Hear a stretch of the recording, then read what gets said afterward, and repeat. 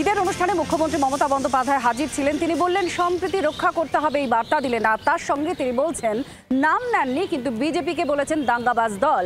একসঙ্গে মিশে গেছে লাল আর গেরুয়া, এই নিশানাও তিনি করলেন। আর পাল্টা বাম আর বিজেপি কি বলেছে শাসক দলকে, দেখুন প্রতিবেদন। রেড রোডে নামাজ পাঠের অনুষ্ঠান থেকে বাংলায় সাম্প্রদায়িক সম্প্রীতি রক্ষার বার্তা দিলেন মুখ্যমন্ত্রী মমতা বন্দ্যোপাধ্যায়।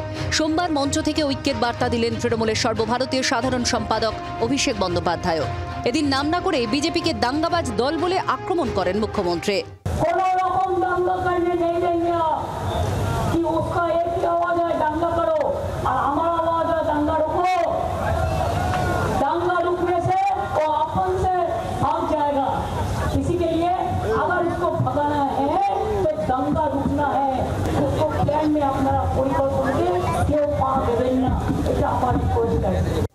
বিরোধীদের আক্রমণ করতে গিয়ে এদিন গেরুয়ার সঙ্গে লালকেও জুড়ে দেন মমতা।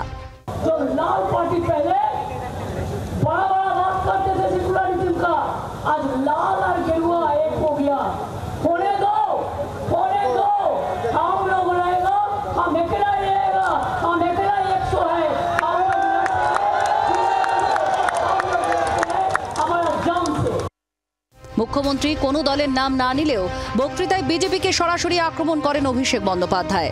চাঁচা ছোলা ভাষায় জানিয়ে দেন বাংলায় বিভাজনের রাজনীতি চলবে না।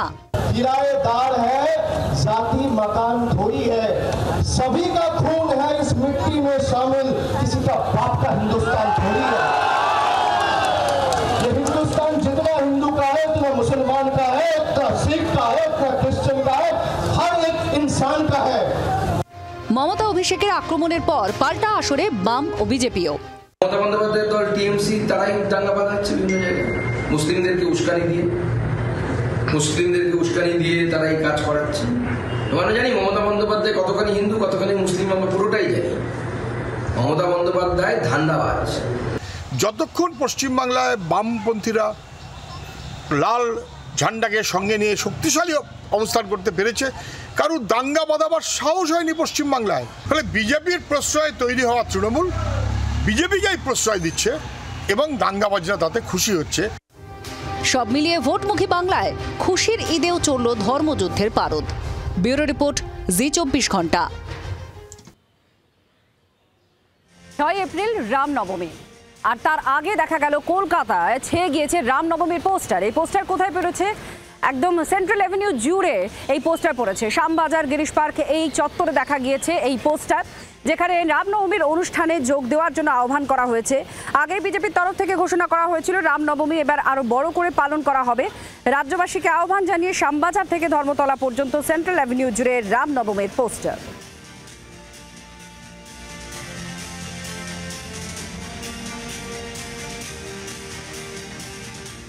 উত্তর কলকাতা এবং উত্তর শহরতলির একটা বিস্তীর্ণ এলাকায় এই পোস্টার লাগানো হয়েছে, যেখানে বলা হয়েছে যে রামনবমী পালন করুন, অর্থাৎ রামনবমীর যে শোভাযাত্রা, এই শোভাযাত্রায় মানুষকে পথে নামতে বলা হয়েছে।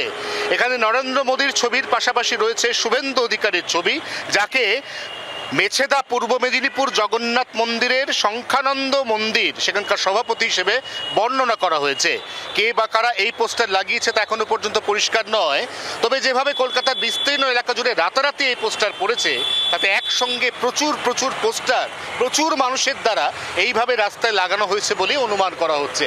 জি24 ঘন্টার জন্য ক্যামেরা অরিন্দমের সঙ্গে অয়ন, কলকাতা।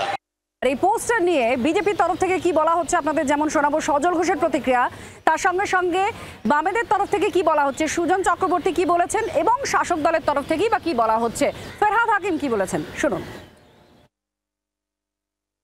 রামনবমী আর মাত্র 5-6 দিন বাকি আছে। সেই 5-6 দিন থাকাকালীন যারা রামনবমী মিছিলে যাবেন, যারা এই আদর্শে বিশ্বাস করেন, তারা এই পোস্টার মেরেছেন। এগুলোর সঙ্গে দিনক্ষণ তারিখের ওর কোনো সম্পর্ক নেই। দেখে এখন একটা নতুন ইস্যু ওরা তৈরি করছে এই সাম্প্রদায়িকতার এতে, কিন্তু এটাতে খুব বেশি লাভ হবে না। যারা বাংলার ঠাকুর শ্রী শ্রী রামকৃষ্ণ, বিবেকানন্দ, নেতাজি সুভাষচন্দ্র বোস, যারা আমাদের প্রাতঃস্মরণীয়, তারা কেউ কোনোদিন সাম্প্রদায়িকতার কথা বলেননি। ভোট পাওয়া যায় না, বারবার বলেন, এটা ভোট খোতা হচ্ছে। রামনবমী একটা রাজনীতির কর্মসূচি হয়ে গেছে, অতএব পোস্টার পড়ছে। রামনবমী বাঙালির সংস্কৃতিতে ছিল না, নেই। বাংলা বাঙালির নিজস্ব উৎসব নয়।